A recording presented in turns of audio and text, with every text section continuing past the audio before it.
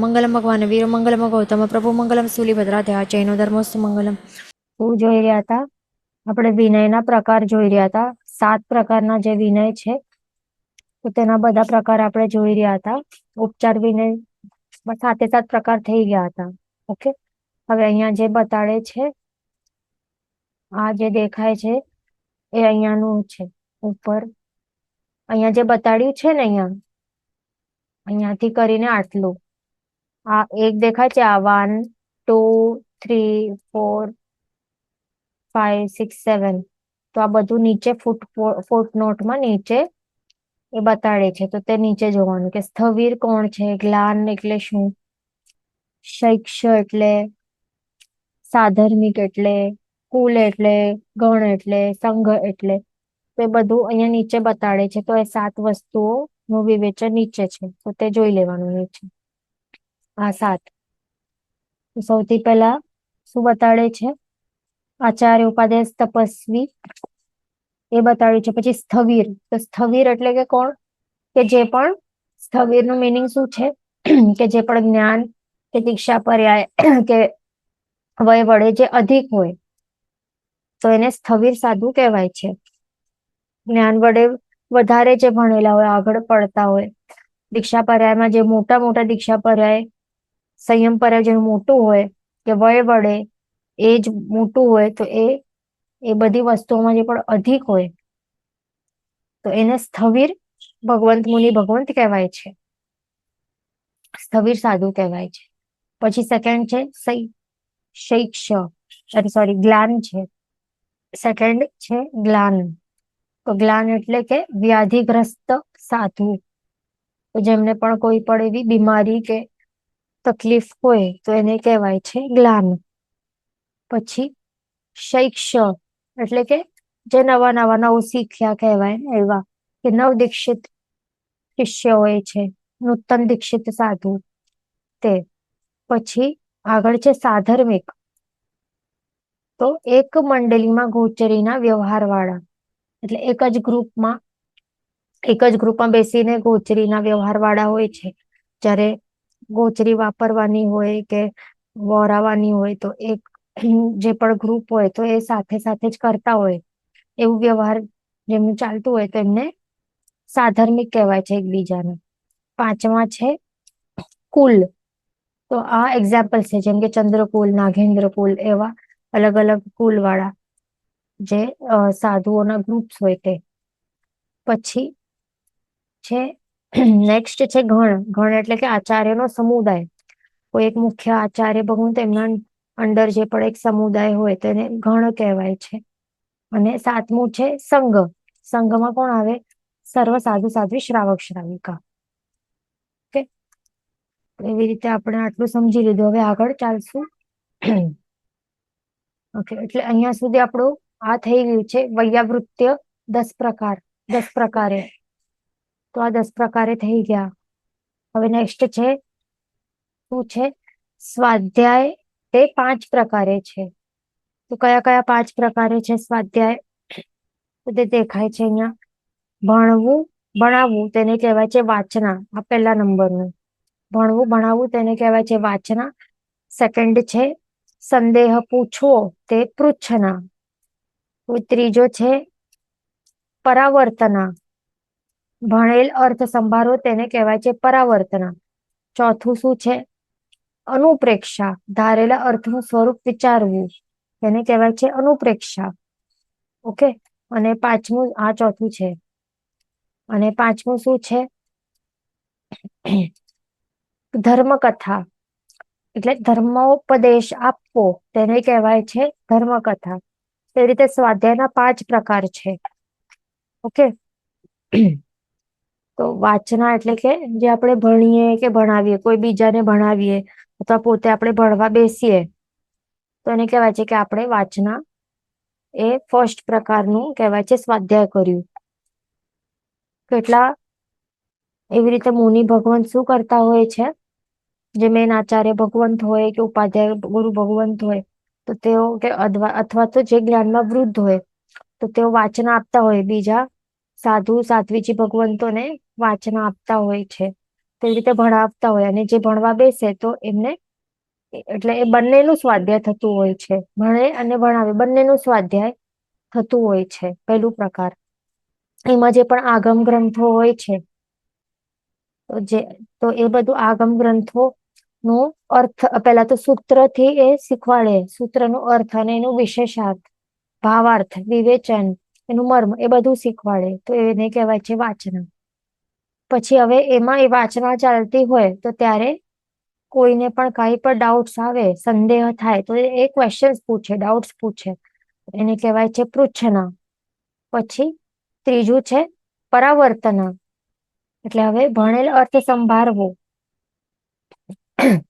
જે પણ ભણી લીધું છે તો એ સંભાળીને રાખવું, એને કહેવાય છે પરાવર્તન. રિવિઝન કરવું, ગોખવું, બાયહાટ કરવું, એ બધું કહેવાય પરાવર્તન. અને ચોથું પછી શું છે કે ધારેલા અર્થનું સ્વરૂપ વિચારવું. એટલે જે આપણે મિનિંગ્સ, જે પણ આપણે અર્થ ભણ્યા છે વાચનામાં, પછી પૃચ્છના કરીને બધું જે પણ આપણે ભણ્યા છીએ બેસીને, તો એમાં આપણે જે પણ આપણે અર્થ આપણે ભણ્યા છીએ, ભાવાર્થ રે જે પણ આપણે ભણ્યા છે, તો એ બધું એનું સ્વરૂપ વિચારવું. જે પણ આપણે ભણ્યું છે, પદાર્થો છે, એનો જે અર્થ આપણે સમજ્યા બેસીને, તો એ અર્થ ને જે પણ બાયહાટ કર્યું છે એ બધું આપણને એનું સ્વરૂપ વિચારણ, એની વિચારણા કરવી. એટલે કે એનું રિયલ અર્થ છે એ વિચારણા કરીને સમજવાનું. તો એને કહેવાય છે અનુપ્રેક્ષા. અને પાંચમું છે, આ ચોથું છે અનુપ્રેક્ષા. પાંચમું છે ધર્મકથા, એટલે કે ધર્મોપદેશ આપવું, તેને કહેવાય છે ધર્મકથા. જે પણ આપણે સમજ્યા છીએ અને બધું અનુપ્રેક્ષાના લેવલ ઉપર આપણે સમજ્યા છે, એનું પ્રોપર જે અર્થ છે, એ સાચું જે અર્થ છે એ આપણે સમજી લીધું, એ બેસી ગયું, એના બધા પદાર્થોમાં કોઈ પણ હવે સંદેહ નથી, એકદમ ક્લેરિફાય થઈ ગયા છે, એકદમ ક્લિયર થઈ ગયું છે, આખું ક્રિસ્ટલ ક્લિયર ટોપિક થઈ ગયું છે. તો હવે આપણે આગળ ચાલીને પછી બીજાને આપણે ઉપદેશ આપીએ, તો એને કહેવાય છે ધર્મોપદેશ આપીએ, તો એને કહેવાય છે ધર્મકથા કરવી. એ પાંચમા પ્રકારનું સ્વાધ્યાય કહેવાય છે. ઓકે. હવે આગળ નેક્સ્ટ ટોપિક છે ધ્યાન. પાંચમું શું છે? ધ્યાન. અને એમાં પણ ધ્યાન તો કેટલા પ્રકારના હોય છે? 4 પ્રકારે ધ્યાન હોય છે. 2 પ્રકારે તો કેવા હોય છે? દૂર ધ્યાન કહેવાય છે. 2 પ્રકારના ધ્યાન એ દૂર ધ્યાન કહેવાય છે. અને બાકીના 2 પ્રકારના એ શુભ ધ્યાન કહેવાય છે. તો અહીંયા આપણે ધ્યાનમાં શું લેવાનું છે? માત્ર શુભ ધ્યાન જ લેવાય. શુભ ધ્યાન 2 પ્રકારે જે છે એ બંને શુભ ધ્યાન લેવાય છે. ભલે ધ્યાનના 4 ટાઈપ્સ છે ટોટલ, પણ દૂર ધ્યાન નહીં લેવાય. કેમ? કારણ કે દૂર ધ્યાન કેવી રીતે લઈ શકાય? દૂર ધ્યાન એ કર્મબંધનું કારણ છે. કર્મબંધ કરાવે. એ કઈ નિર્જરા કરાવતો નથી ને, એટલા માટે દૂર ધ્યાન એટલે કે આર્ત ધ્યાન અને રૌદ્ર ધ્યાન એ 2 પ્રકાર નહીં લેવાય. પણ શું લેવાના? શુભ ધ્યાન લેવાના. તો એ 2 પ્રકારે જે છે તો એ આપણે અહીંયા લેવાનું છે. સૌથી પહેલા ધ્યાન એટલે કે શું? ધ્યાન એટલે કે એના 2 પ્રકારના અર્થ થાય છે ધ્યાનના. યોગની એકાગ્રતા એટલે ધ્યાન, અથવા યોગ નિરોધ, એમ 2 અર્થ થાય છે ધ્યાનના. જે યોગ છે, હવે જે પણ સહયોગી છે, જે યોગ સહિત છે, આપણે બધા યોગ સહિત છીએ ને, આપણા પાસે 3 ટાઈપના યોગ છે ને. કયા છે? મન, વચન, કાય રૂપી 3 યોગ છે. તો એની એકાગ્રતા કરવી, એનું પ્રણિધાન કરવું, એટલે કે ફોકસ એક જ વસ્તુ, એક જ પદાર્થ ઉપર ફોકસ કરીને રાખવું, તો એને કહેવાય છે ધ્યાન. જેમ કે આપણે કૌશકમાં આપણે બેસીએ તો ત્યારે આપણે નૌકારવાળી ફેરવવા, આપણે નૌકારનું કૌશક કરીએ કે લોગસ્થનું કૌશક કરીએ, તો ત્યારે આપણું મન છે એ શેમાં રમતો હોવું જોઈએ? એની એકાગ્રતા ક્યાં હોય? અર્યંત ભગવંત ઉપર. એમના ગુણો ઉપર. મન, વચનનું પણ એકાગ્રતા રહેલી હોય છે અને કાયાની પણ એકાગ્રતા રહેલી હોય છે. કાંઈ પણ બિલકુલ પણ અહીંયા ત્યાં ડિસ્ટ્રેક્ટેડ નહીં હોય. મન, વચન, કાયા ત્રણની એકાગ્રતા રહેલી હોય તો એને કહેવાય છે, 3 યોગની એકાગ્રતા કરી એને ધ્યાન કહેવાય. અને બીજા અર્થમાં શું છે, આ યોગ નિરોધ, એને પણ ધ્યાન કહેવાય છે. યોગ નિરોધ કરવું એ હાઈ લેવલ ઓફ ધ્યાન કહેવાય. સૌથી ઉત્તમ અને ઉત્કૃષ્ટમાં ઉત્કૃષ્ટ પ્રકારનું ધ્યાન જે કહેવાય તો એને કહેવાય છે યોગ નિરોધ કરવું. ત્યારે જે યોગ છે એનું નિરોધ કરવું, એને રોકી નાખવું. મન, વચન, કાયાના જે યોગ છે ને, અહીંયા આપણે શું કર્યા, જે સહયોગી લેવલ વાળા છે આપણા જેવા, તો આપણા જેવા હમણાં આ ભાવમાં તો યોગની એકાગ્રતા જ કરી શકશું. આપણે કઈ યોગ નિરોધ નથી કરી શકતા.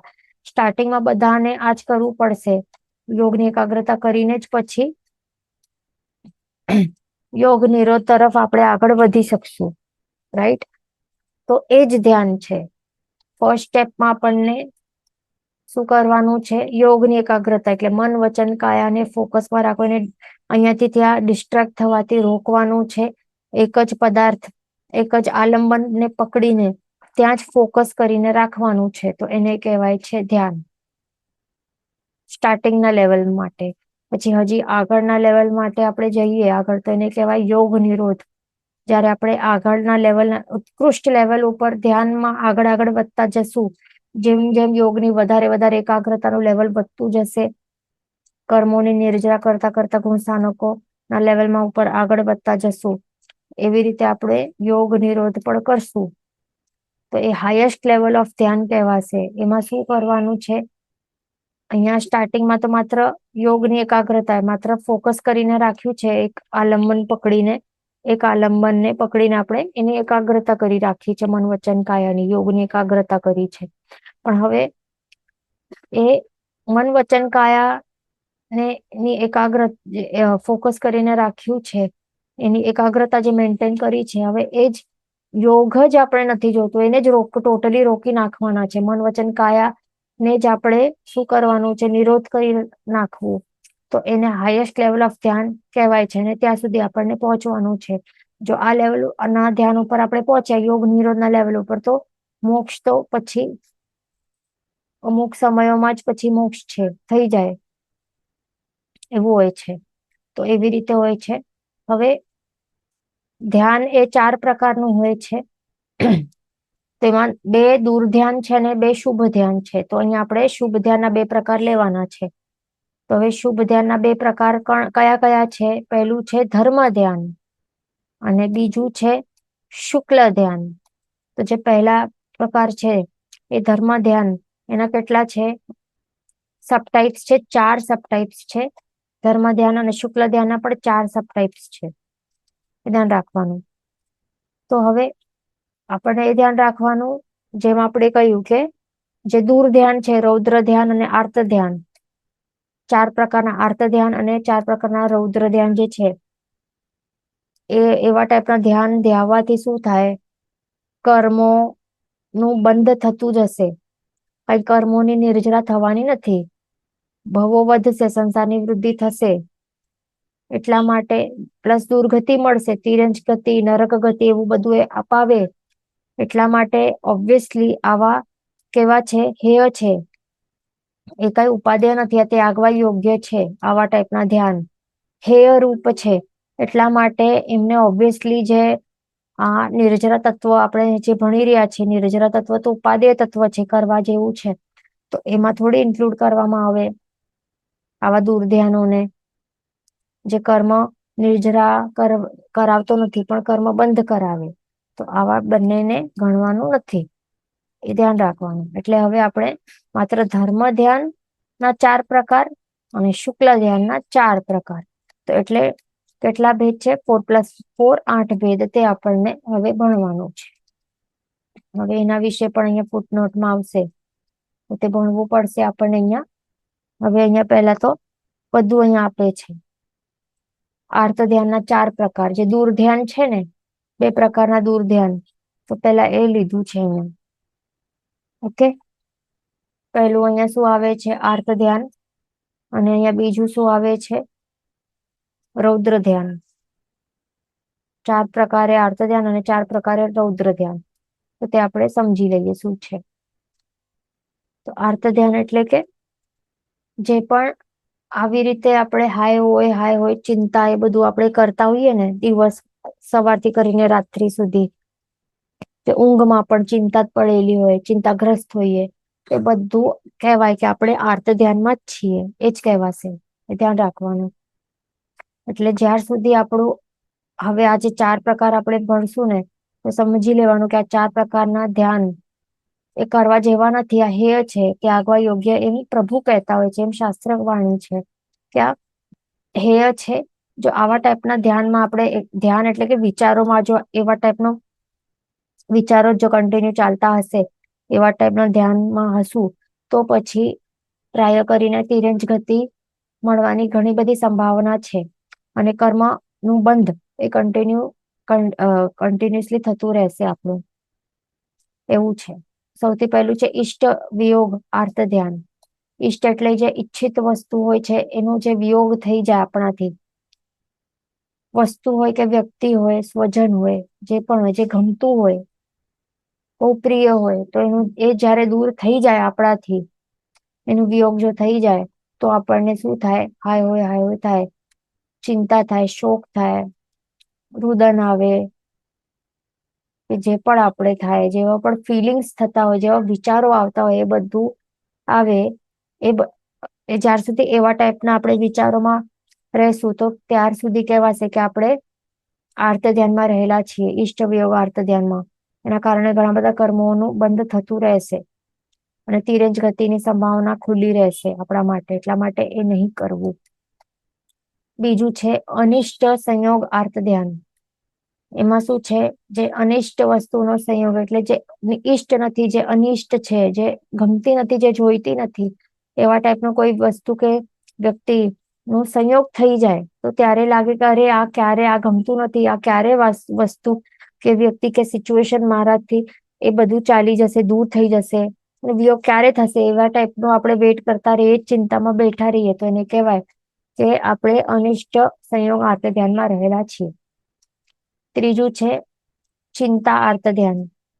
તો આ શું છે? શરીરે રોગ થવાથી જે ચિંતા થાય શરીરમાં, હવે સમજો કે નાનું મોટું કોઈને કઈ એવું ડિસીઝ કે પીડા કે કઈ ઉપજી હોય, કોઈ એવો રોગ થઈ ગયું, તો પછી ટેન્શન રહે, ચિંતા રહે, એમાં જ મન એમાં જ ચાલતું રહે કે ક્યારે આ સારું થાય, મને ક્યારે સારું થાય, ક્યારે આ વેદના ઓછી થાય, ક્યારે રોગ જાય. તો એ એવા ટાઈપનું ચિંતા એક આવે, ચિંતા આર્ત ધ્યાનમાં. ટેન્શન જે પણ આવતું હોય, બધું આર્ત ધ્યાનમાં આવે છે. પછી ચોથું છે અગ્રશોચ આર્ત ધ્યાન. ભવિષ્યના સુખની ચિંતા કરવી અને કરેલી તપશ્ચર્યાનું નિયણું કરવું, તેને કહેવાય છે અગ્રશોચ આર્ત ધ્યાન. એટલે હવે એમાં શું છે કે આપણે ફ્યુચરમાં સુખ એટલે કેવું ટાઈમ રહેશે, આપણું સુખદાયી હશે કે નહીં, કે આવું જે હમણાં સારું છે તો એ ટકીને રહેશે કે નહીં, અથવા તો હમણાં ઘણું દુઃખ છે, ફ્યુચરમાં સુખ મળશે કે નહીં, એના અથવા તો કોઈ જ્યોતિષને પૂછી રાખ્યું હોય કે ગોલ્ડન પીરિયડ સ્ટાર્ટ થવાનું છે સમથિંગ એવું આટલા વર્ષમાં, કે આટલા મહિના બાદ 7.5 પૂરી થશે, પછી સારું ટાઈમ સ્ટાર્ટ થશે, તો એના સુખની ચિંતામાં આપણે બેઠા હોઈએ ફ્યુચરમાં, તો એને કહેવાય છે અગ્રશોચ આર્ત ધ્યાનમાં આપણે બેઠા છીએ. ના કારણે કર્મોનું બંધ થતું જાય. અને બીજું છે કરેલી તપશ્ચર્યાનું નિયાણું કરવું, તો હવે એને કહેવાય છે નિદાનાનું બંધી આર્ત ધ્યાન. એ પણ કહી શકાય કે અગ્રશોચ આર્ત ધ્યાન પણ કહેવાય. તો જે પણ આપણે તપશ્ચર્યા સાધના જે પણ આપણે કરી હોય મહેનતથી, તો એનું આપણે નિયાણું બાંધીએ કે એના સામે મને આવા ટાઈપનો સાંસારિક સુખ મળે, કે આવા ટાઈપની પદવી મળે, ચક્રવર્તી પણ મળે, રાજા બનવું, કે દેવ બહુ મળે, કે મનુષ્ય બહુ રીચ મનુષ્ય બનવું, કે આ સ્ત્રી મળે, કે આ પુરુષ મળે, કે અહીંયા કામ મળી જાય, કે કોઈ પણ વસ્તુ આપણે માંગીએ સાંસારિક સુખ, કે પદવી કે કાંઈ પણ આપણે માંગીએ તો કહેવાય કે આપણે તપશ્ચર્યાનું નિયાણું બાંધ્યું છે, તો એને કહેવાય છે અગ્રશોચાત ધ્યાનમાં આવે. પણ કર્મ બંધ કરનાર છે, દુર્ગતિ આપનાર છે. જ્યારે તે વસ્તુ મળશે, ઈચ્છિત વસ્તુ, તો ત્યારે બુદ્ધિ ભ્રષ્ટ થાય, બુદ્ધિ બગડે અને નવા નવા પાપ કર્મોનો બંધ કરાવે અને દુર્ગતિ પ્રાપ્ત કરાવે છે. હવે નેક્સ્ટ દૂર ધ્યાન, બીજા પ્રકારનું દૂર ધ્યાન છે રૌદ્ર ધ્યાન.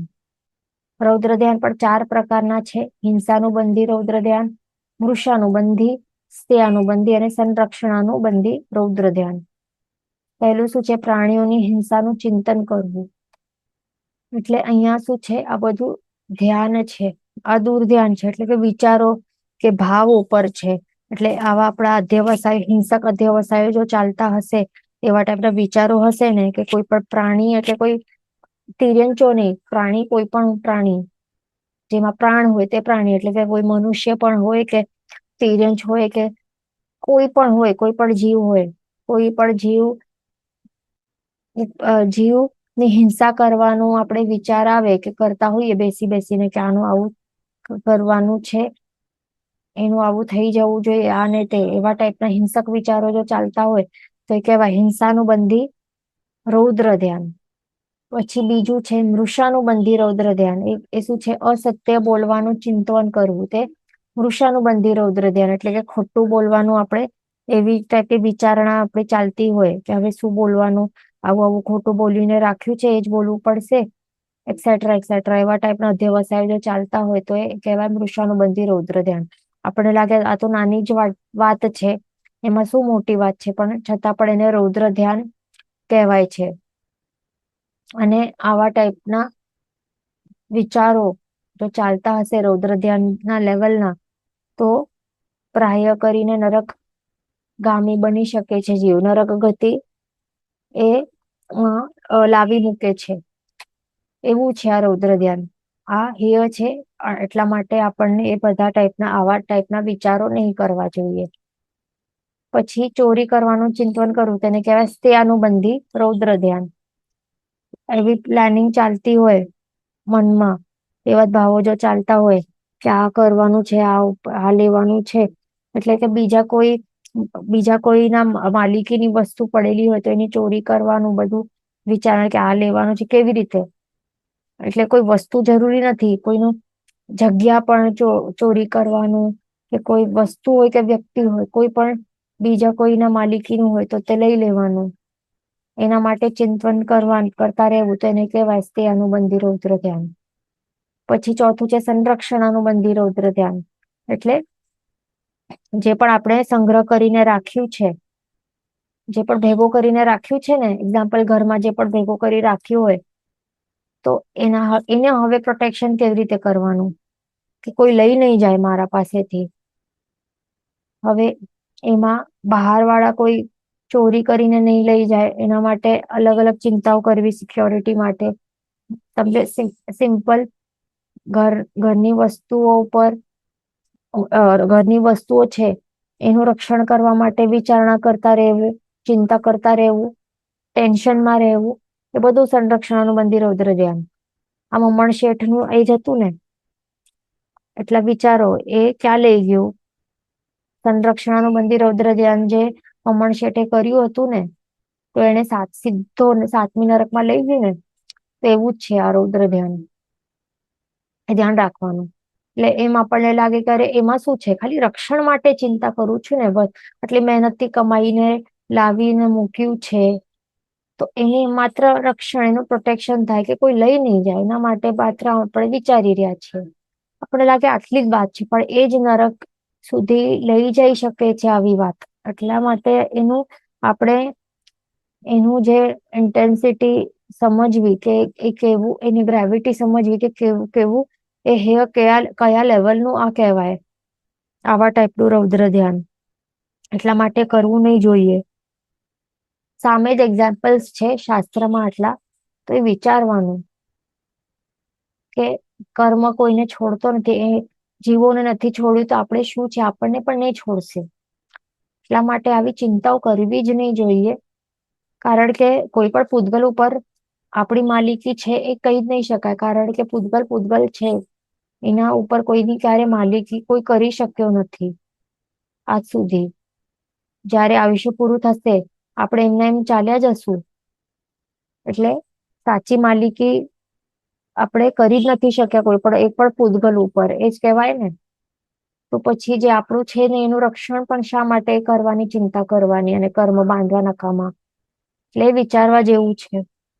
આ તો માત્ર આપણે આ પ્રોપર્ટી કે શું કહેવાય ઘરેણા એની વાત કરી છે, વસ્તુઓની. હવે મોબાઈલ ની પણ ચિંતા આપણે કરીએ, અરે મોબાઈલ કોઈ ચોરી ન લે. મોબાઈલ તો છોડો, હવે ચપ્પલ ની પણ ડર લાગે કે ચપ્પલ ત્યાં મંદિરની બહાર મૂકી રાખી છે, કે આ બહાર કોઈ ફંક્શન છે તો બહાર મૂક્યું છે ચપ્પલ, તો કોઈ ચોરીને તો નહીં લઈ જાય, તો એ પણ શું છે, ચપ્પલ ની પણ આપણે ટેન્શન કરીએ. એ પણ સંરક્ષણ મંદિર રૌદ્ર ધ્યાનમાં આવી જાય. એટલા માટે આ બધું નહીં કરવું. અથવા તો પરિવારોમાં પણ થતું હોય કે આટલું આટલું પ્રોપર્ટી છે તો આ મારું આ મારું, એ બીજાને ભાગલા કરીને મારા જે મારું શેર છે કોઈ નહીં લઈ લે. એ બધું ચિંતામાં કેટલાના પૂરા પૂરા આખા આયુષ્ય નીકળી જાય. તો એ બધું કરીને શું થાય, દુર્ગતિ મળે આગળ ચાલીને. અને જેનું ટેન્શન લીધું એ તો એ તો સાથે આવતા ભાવમાં પણ આવવાનું નથી ને.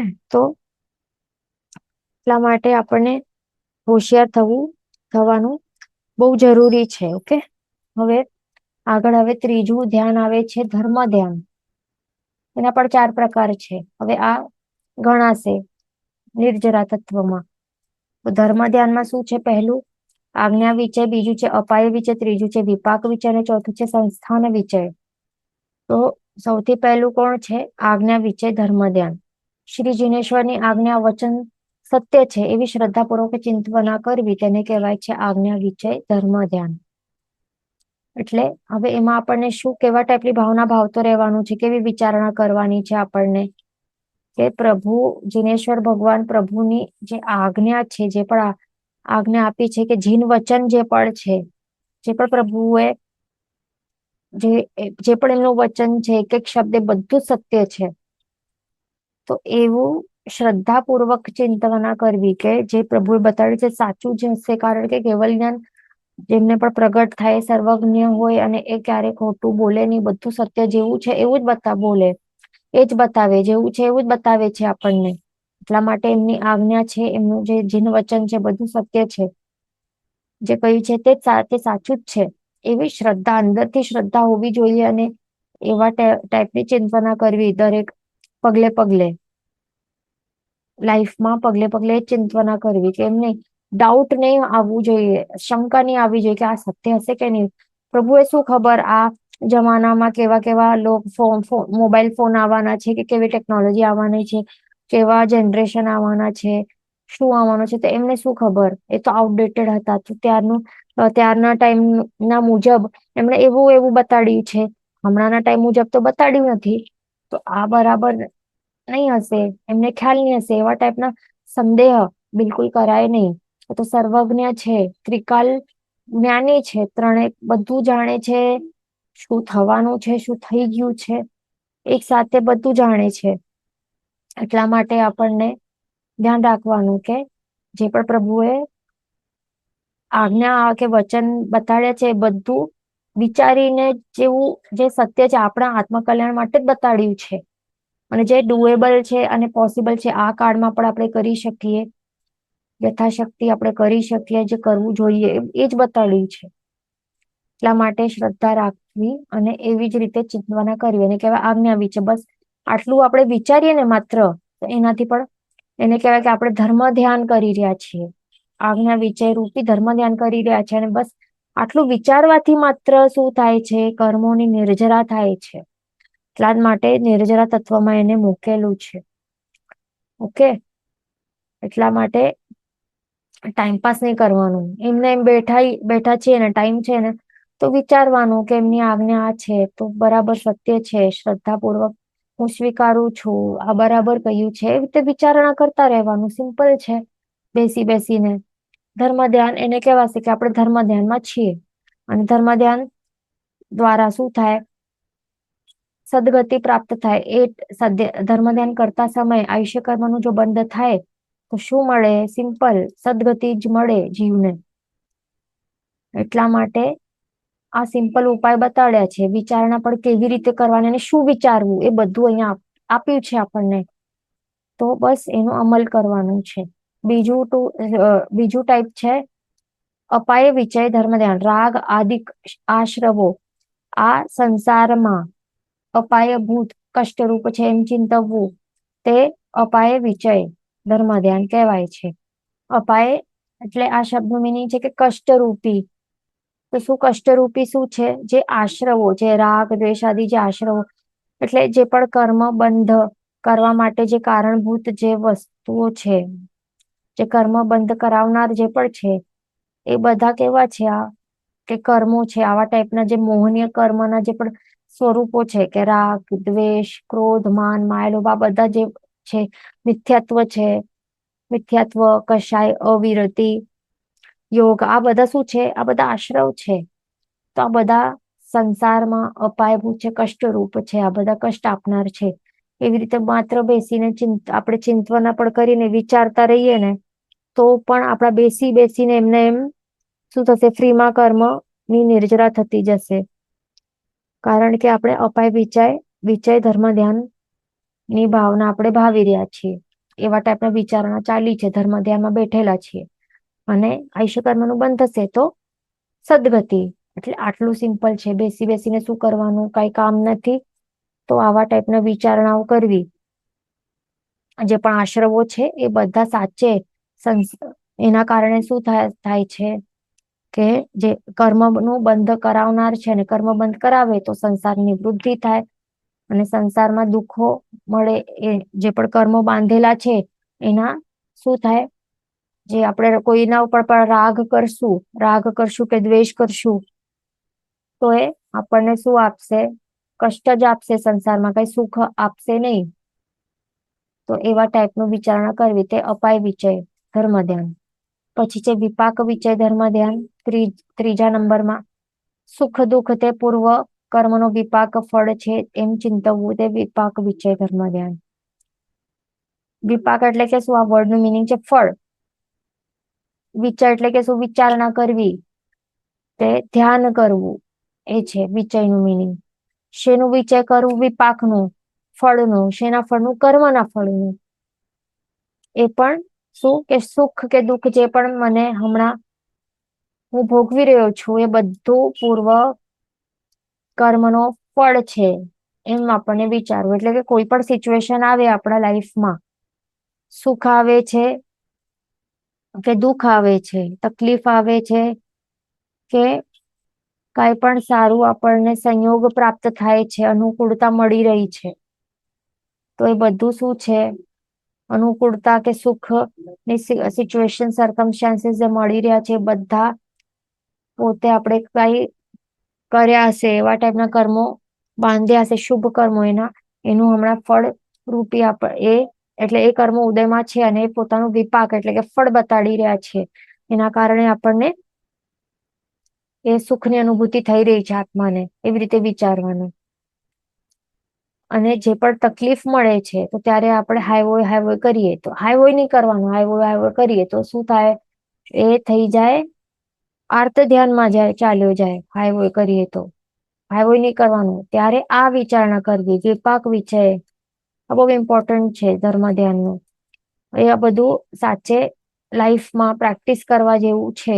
આપણને થોડું પ્રેક્ટિસ કરશું તો જ આદત પડશે. નહીં તો આર્ત ધ્યાન કે રૌદ્ર ધ્યાનમાં જ રમતા રહેશું અને દુર્ગતિ રૂપી સંસાર વધારતા રહેશું, ભટકતા રહેશું. એટલા માટે હમણાં બધું આપણને આવા અમૂલ્ય શાસ્ત્ર વચનો મળ્યા છે તો ટ્રાય કરવાનું છે, ફોલો કરવાનું રિયલ લાઈફમાં. આપણને બધું માત્ર એક્ઝામ માટે ગોખવાનું નથી. રિયલ લાઈફમાં એ આપણને ફોલો કરવાનું છે કે કઈ પણ તકલીફ આવે તો વિચારવાનું ત્યારે બેસીને 2 મિનિટ કે શું સામેવાળાની મિસ્ટેક છે, સામેવાળો મને ઝઘડો કરે છે, સંભળાવી રહ્યો છે, જે પણ કરી રહ્યો છે, તો આપણને તરત ગુસ્સો આવે સામેવાળા ઉપર, ત્યારે વિચારવાનું, 2 સેકન્ડ અટકી જવાનું અને વિચારવાનું, ત્યારે જ ધ્યાનમાં ઉતરી જવું ધ્યાન એટલે શું? આ વર્ડનું ધ્યાન કે વિચારણામાં ઉતરી જવું, કે રીઝન શોધવાનું પહેલા તો, કે શા માટે આ થઈ રહ્યું છે મારી સાથે જ, આ બાજુવાળા સાથે તો થઈ નથી રહ્યું ના, એ બીજા કોઈ પણ 10 જણ છે આજુબાજુ, એમની સાથે નથી થઈ રહ્યું, મારી સાથે શા માટે થાય છે? કારણ કે મેં જ પૂર્વભાવમાં કાંઈક એવા કર્મોનું બંધ કર્યું છે, એટલા માટે મને જ એને આવું બોલવાનું, અપશબ્દો બોલવાનું મન થઈ રહ્યું છે, ઝઘડા કરવાનું મન થઈ રહ્યું છે, મારી સાથે આવું દુષ્વ્યવહાર કરી રહ્યો છે આ પર્સન. એટલે પૂર્વ એવા કર્મ મેં પોતે જ બાંધ્યા છે, એનું હમણાં મને ફળ એ બતાવી રહ્યા છે, આ ઉદયમાં છે, અને એવું ખરાબ ફળ બતાવી રહ્યા છે. તો એવી રીતે વિચારણા માત્ર એવું વિચારવાથી પણ શું થાય છે? કર્મોની નિર્જરા થાય છે. કારણ કે આપણે શું કર્યું છે? વિપાક વિચય ધર્મ ધ્યાનમાં આપણું એ અધ્યવસાય ચાલી રહ્યા છે, ધર્મ ધ્યાનના ચાલી રહ્યા છે. પણ આપણે ત્યાં કઈ રૌદ્ર ધ્યાન, આપણે ગુસ્સો કરતા નથી, એ વ્યક્તિ માટે હિંસક વિચારો નથી વિચારી રહ્યા, ન તો હાય હોય કરી રહ્યા છે, ન આર્ત ધ્યાનમાં આપણે ડૂબી રહ્યા છે. એટલા માટે આપણે બચી જશું, કર્મોનું બંધ નહીં થાય, નવા નવા કર્મોનું બંધ નહીં થશે, પણ કર્મોની જે જૂના પડેલા કર્મોની નિર્જરા થશે માત્ર આવું વિચારવાથી કે અરે જે થઈ રહ્યું છે એ કર્મોનું ફળ છે.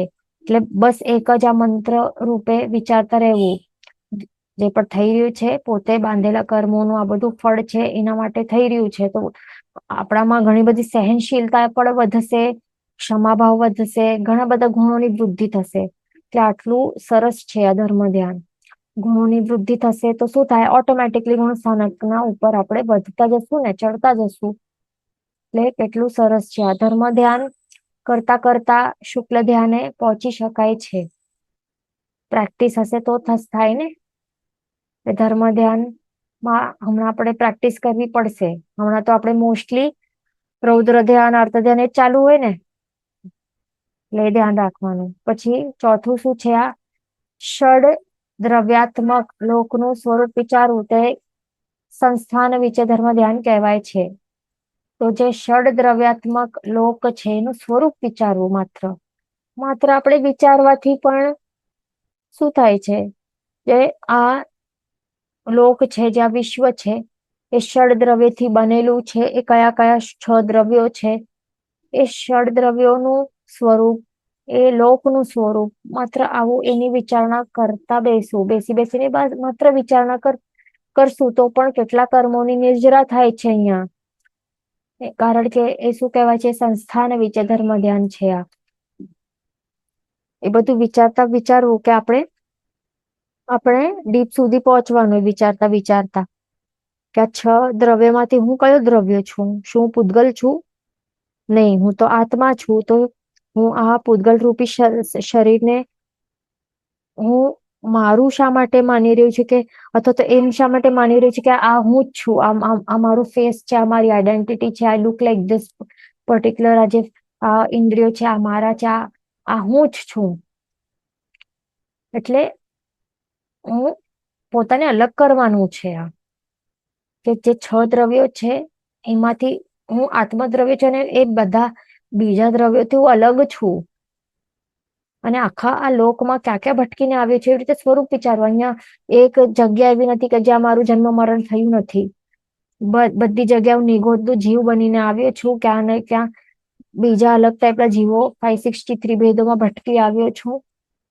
અહીંયા જન્મ થયું હશે, નરકમાં ગયો છું, દેવલોકમાં ગયો હશું, આ તીર્છા લોકમાં ક્યાં ક્યાં જન્મ થયું હશે, ત્રસનાડીમાં, એનાથી બહાર ક્યાં ક્યાં ક્યાં ક્યાં હું ભટકીને આવ્યો છે. એ રીતે વિચારવું. માત્ર એવું વિચારવાથી શું થાય છે? ઘણા બધા કર્મોની નિર્જરા થાય છે.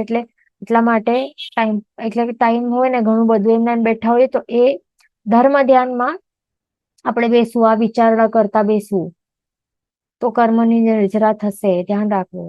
ઓકે, તો આવું ટાઈપનું કહેવાય સંસ્થાન વિશે ધર્મ ધ્યાન. તો એવી રીતે ધર્મ ધ્યાનના 4 ભેદ આપણે જાણ્યા. હવે આગળ નેક્સ્ટ છે શુક્લ ધ્યાન. ચોથું પ્રકારનું ધ્યાન છે શુભ ધ્યાન છે. ટોટલ 2 પ્રકારના શુભ ધ્યાન છે. એક તો ધર્મ ધ્યાન, એ આપણે ભણી લીધું, એના 4 પ્રકાર.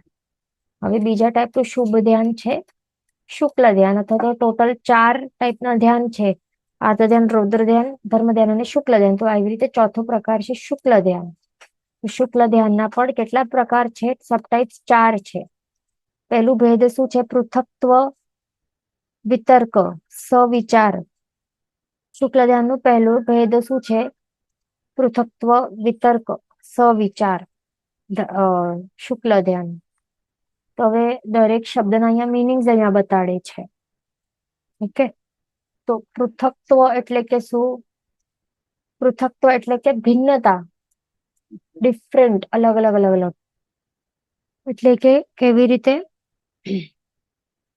પૃથક્ત્વ એટલે કે ભિન્નતા, એટલે તે જે દ્રવ્ય ગુણ અથવા પર્યાયનું ધ્યાન ચાલુ હોય તે જ દ્રવ્ય ગુણ કે પર્યાયમાં સ્થિર ન રહેતા તે ધ્યાન અને દ્રવ્ય ગુણ પર્યાયમાં ચાલ્યું જાય છે, માટે પૃથક્ત્વ.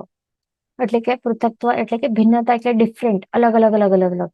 એટલે એક્ઝામ્પલ માટે કે એક જ કોઈ હવે ષડદ્રવ્ય છે કોઈ, ઓકે, ટોટલ ષડદ્રવ્ય છે.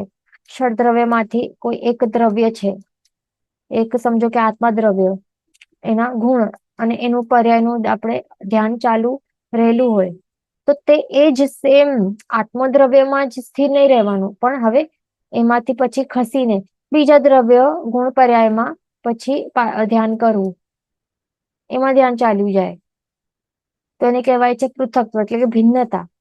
ઓકે, એટલે કે એક દ્રવ્ય છે આત્મા દ્રવ્ય, તો એના એ દ્રવ્ય ગુણ પર્યાયનું ધ્યાન કરવું અને પછી ત્યાં જે સ્થિરતા નહીં હોય એના બાદ પછી બીજે દ્રવ્યમાં ધ્યાન જાય. સમજો કે પૂદગલાસ્તિકાય છે, તો એના દ્રવ્ય ગુણ પર્યાયમાં ધ્યાન જાય, પછી ત્યાં સ્થિરતા નહીં રહે, પછી ધર્માસ્તિકાય દ્રવ્યમાં જાય, પછી એવી રીતે અલગ અલગ અલગ. એટલા માટે ભિન્નતા રહેલી છે. ઓકે, એટલા માટે એને કહેવાય છે પૃથક્ત્વ. પહેલું શબ્દનું મિનિંગ સમજ્યા. હવે શું આગળ કહે છે? તથા શ્રુત જ્ઞાનીને જ આ ધ્યાન પૂર્વગત શ્રુતના ઉપયોગ વાળું હોય છે, માટે વિતર્ક, શ્રુતમિતિ વચનાત વિતર્ક. અને એક યોગથી બીજા યોગમાં, એક અર્થથી બીજા, એટલે અહીંયાથી વિચારનું છે. ઓકે, તો હવે વિતર્ક એટલે કે શું? કે જે શ્રુત જ્ઞાની છે, શ્રુત જ્ઞાની હોય છે, અને એમાં પણ વિશેષત પૂર્વધર લપ્તિવંતને હોવાથી, તો એ કેટલું બધું શાસ્ત્ર જ્ઞાન ભણેલું હોય છે ને, પૂર્વ એમને ખ્યાલ હોય છે, એટલું બધું આટલું બધું ભણેલું હોય છે, શ્રુત જ્ઞાનના ધણી હોય છે, લબ્ધિવંત પણ હોય છે. તો આવી રીતે આ જે પણ છે, જે શુક્લ ધ્યાનનું આ પહેલું પ્રકાર છે, કેવું હોય છે? શ્રુતનો ઉપયોગ વાળું હોય છે. કે કારણ કે શ્રુતનું સહારું, એટલે જે ભણેલું છે ને એના બેઝ ઉપર એ એવી રીતે વિચારણા ચાલતી હોય, એના બેઝ ઉપર ધ્યાન ચાલી રહેલું હોય છે, એટલા માટે વિતર્ક છે રહેલું એમાં. ઓકે, એટલા માટે વિતર્ક કે શ્રુતના બેઝ ઉપર રહેલું છે આ ધ્યાન, જે પૂર્વગત ભણેલું છે એ જ્ઞાન, શ્રુત જ્ઞાનના બેઝ ઉપર ધ્યાન રહેલું હોય છે. ઓકે, અને ત્રીજું શબ્દ શું છે? પૃથક્ત્વ, વિતર્ક, સવિચાર. સવિચાર એટલે કે વિચાર સહિત છે, એને કહેવાય સવિચાર. તો વિચાર શબ્દનું મિનિંગ શું છે? વિચાર એટલે કે સંચાર, સંચાર એટલે કે શું? ટ્રાન્સફર. વિચાર એટલે કે સંચાર, સંચાર એટલે કે ટ્રાન્સફર. એટલે કે શું? કે એક ટ્રાન્સફર થવું, એટલે કે એક યોગમાંથી બીજા યોગમાં ટ્રાન્સફર થવું, કે એક મિનિંગમાંથી બીજા મિનિંગમાં ટ્રાન્સફર થવું, અને એક શબ્દથી બીજા શબ્દમાં ટ્રાન્સફર થવું, અથવા તો શબ્દથી અર્થમાં અને અર્થથી શબ્દમાં ટ્રાન્સફર થવું. તો આવા ટાઈપનું ધ્યાનનો વિચાર એટલે સંચાર થાય, એટલે ટ્રાન્સફર થાય છે ને, એટલા માટે એને કહેવાય છે કે વિચાર સહિત છે આ ધ્યાન, એટલા માટે સવિચાર છે. એટલા માટે આખું નામ છે પૃથક્ત્વ, વિતર્ક, સવિચાર કહેવાય છે આ ધ્યાનને. ઓકે, એટલે હવે આ મિનિંગ શું થાય છે કે આ ધ્યાનમાં શું હોય છે? એક જ દ્રવ્ય ઉપર સ્થિરતા નહીં હોય, દ્રવ્ય ગુણ પર્યાય બદલાતા રહે, ભિન્નતા રહેલી હોય. પછી વિતર્કમાં એટલે કે શું? કે શ્રુતના ઉપયોગ વાળું હોય છે, જે ભણેલું છે, વિશેષ જે પણ ભણેલું હોય છે એ શ્રુતના જ્ઞાનનો સહારો લઈને, બેઝ લઈને એના ઉપર વિચારણા રહેલી હોય ડીપમાં. અને સવિચાર એટલે કે સંચાર સહિત, એટલે કે ટ્રાન્સફર સહિત, એટલે કે હવે એક અર્થ ઉપર, એક મીનિંગ, સોરી, એક શબ્દ ઉપર ધ્યાન ચાલતું હોય તો હવે એ શબ્દમાંથી બીજા શબ્દમાં ચાલી ગયું ધ્યાન, અથવા તો એક શબ્દ ચાલતું હોય, એ શબ્દનું પછી એનું જે મિનિંગ છે, એ અર્થ છે, એનામાં ધ્યાન ચાલી ગયું હોય, અથવા તો જે અર્થ ચાલી રહ્યો તો અર્થથી શબ્દમાં આવી ગયું ધ્યાન. તો એવી રીતે એ ટ્રાન્સફર થતું હોય છે. એટલા માટે સવિચાર શબ્દ છે. એટલે કે આપણે ખ્યાલ આવ્યું કે પૃથક્ત્વ, વિતર્ક, સવિચાર, શુક્લ ધ્યાન કેવું હોય છે, કેવા ટાઈપનું ધ્યાન છે આ. અને આ ધ્યાન ક્યાં હોય છે? શ્રેણીવંત ને 8માંથી 11મા ગુણ સ્થાનક સુધી હોય છે આ. એટલે જે 8મા ગુણ સ્થાનકે જે શ્રેણીનું મંડાણ કરતા હોય છે, 8માંથી 11મા ગુણ સ્થાનક સુધી આ જે પણ શ્રેણીનું મંડાણ કરતા હોય છે, આવા ટાઈપના જીવોને આ શુક્લ ધ્યાનનું પહેલું લેવલના આવા ટાઈપનું ધ્યાન કરતા હોય છે. એ ધ્યાન રાખવાનું. એટલે આપણે તો કરી શકવાના નથી, કારણ કે આપણા તો 7મા સુધી જઈ શકીએ માંડ. ઓકે, આ ભવવાળા જીન વચન વિરુદ્ધ બોલાય તો મિચ્છામિ, પણ સર્વમંગલ માંગલ્યમ સર્વકલ્યાણ કારણ પ્રદાન સર્વ ધર્માણમ જૈનમ જેતિ શાસ્ત્રમ.